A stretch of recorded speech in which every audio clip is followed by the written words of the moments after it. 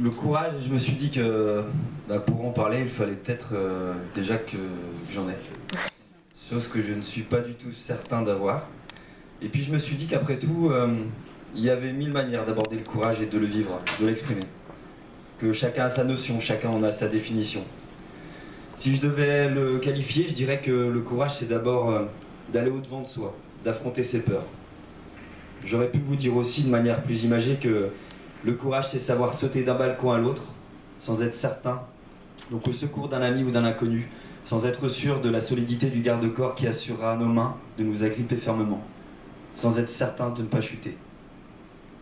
Le courage, c'est peut-être aussi tout simplement d'aimer, sans rien attendre en retour, se dévoiler lorsque beaucoup se cachent, par crainte ou par pudeur,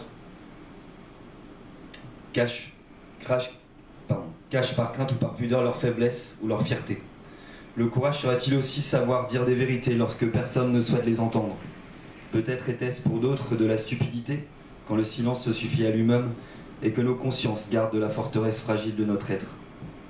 Le courage, c'est d'aller au bout de ses rêves, tout tenter, prendre la mer, hisser les voiles, se laisser porter, faire confiance, lâcher prise, tout donner dans la mission qui nous est donnée, tout investir sans être sûr de réussir.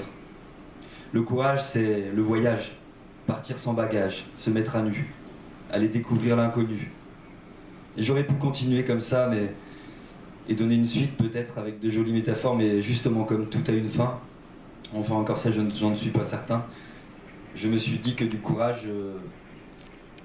je n'en ai pas besoin pour tenter, pour à ce texte y mettre les 3 derniers petits points. Pardon, j'ai du mal à me relire.